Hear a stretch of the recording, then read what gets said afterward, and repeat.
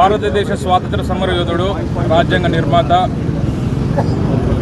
దళిత గిరిజన బహుజన ఆశాజ్యోతి doctor BR Ambedkar గారి వర్ధంతి సందర్భంగా ఈరోజు అనంతపురం నగరంలో మా మహనీయుడి యొక్క విగ్రహానికి పూలారాలు సమర్పించి ఘన నివాళులు తెలియజేశాము. ఆ గొప్ప నాయకుడు మా యువతకు చాలా స్ఫూర్తి. మాలాంటి యువ నాయకులకి అయితేనేమి, సీనియర్ నాయకులకి అయితేనేమి, ఈ దేశమంతా ఎంతోమందికి స్ఫూర్తి నింపిన గొప్ప నాయకుడు ఆయన. అటువంటి నాయకుడిని మేము స్మరించుకోవడం మా పుణ్యంగా మేము భావిస్తూ, ప్రతి ఒక్క దళితుడికి ఇదొక గర్వమైన రోజు.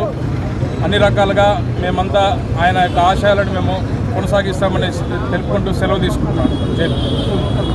అంబేద్కర్ గారికి అంబేద్కర్ గారికి మాట్లాడు. ఈరోజు డాక్టర్ బిఆర్ అంబేద్కర్ గారి 69వ వర్ధంతి సందర్భంగా ఘనంగా నివాళులు అర్పించడం జరిగింది.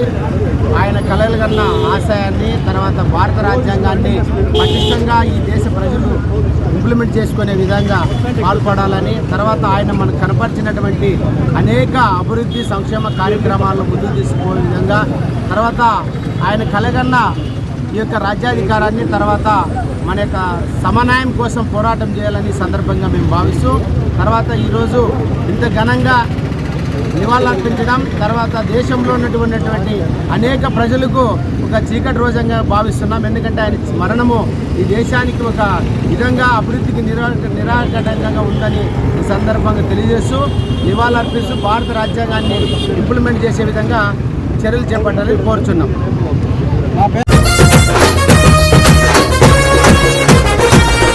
గతమును మార్చిన గమనం నువ్వు, గతినే మార్చిన గమ్యం నువ్వు, గాయం మాన్పుట కొరకై సాగిన గేయం నువ్వు, బతుకే మలిసిన భవితవు నువ్వు, చరితే మార్చిన చదువే నువ్వు, చదువే అందక సాగక ఆగిన సైన్యం నువ్వు.